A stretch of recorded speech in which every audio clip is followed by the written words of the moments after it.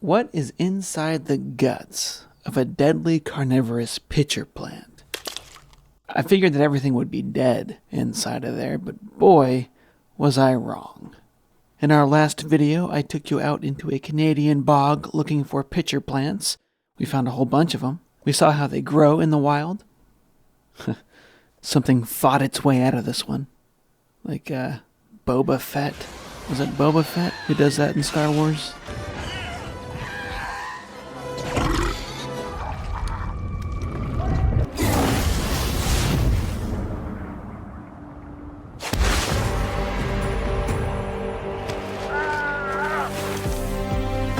We saw how they flower and seed.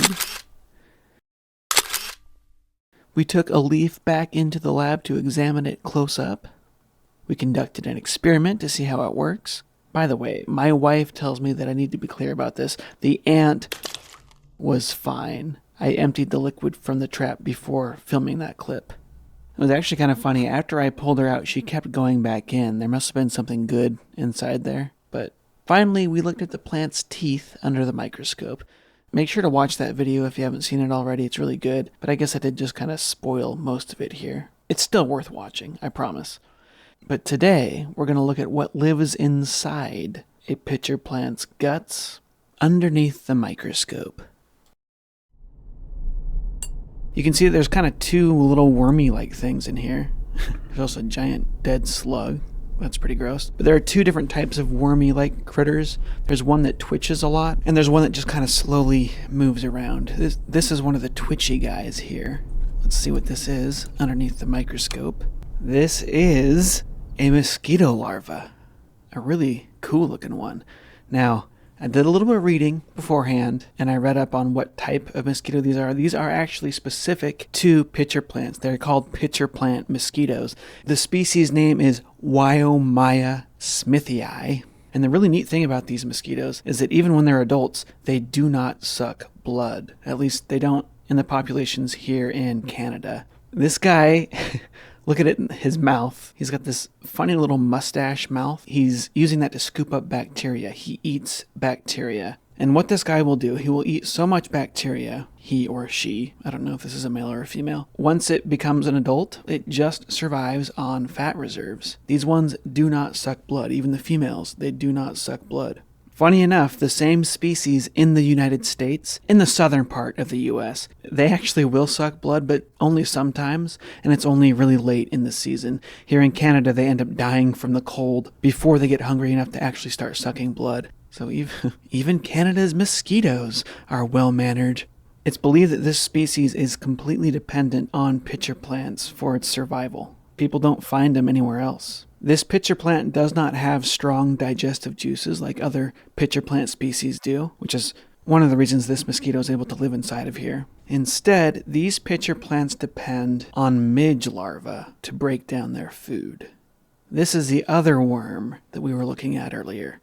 I can't remember where I read this. It might have been a paper, it might have been just a forum on Facebook, so don't totally believe what I'm about to tell you, but I read somewhere that the midge larva will kill anything that enters the pitcher plant. So not only if you fall into one of these, not only will you start drowning in the disgusting sludge inside the pitcher plant, but you're going to get torn apart, maybe, by these midges. Again, I don't know how aggressive they actually are. I don't know if they'll kill anything, but I did read in the scientific literature for sure that they will attack and kill most species of mosquito larvae. But for some reason, and it's not fully understood why, they leave pitcher plant mosquitoes alone. Maybe it's got some sort of a toxin that the midge doesn't like. Maybe it's got a weird smell that we don't know. It's not clear. But just imagine slipping into one of these traps. You're all worried about drowning, and then instead of drowning, you get eaten alive by a midge. How fun. So this is how the plant's digestive system works. It's actually a digestive ecosystem. An insect is lured to a pitcher because the pitchers have this sweet nectar that they produced on their lip. They slip on the downward-facing teeth and fall into the water. They drown in the water, and then they get eaten by these midges. The midge tears them up. Here's a beetle skull, if you want to call it a skull, that's left over. Look at those eyes. That's so cool. I love insect eyes. Here, I think this is an ant. And we'll get back to this because there's something special living inside this ant's mouth.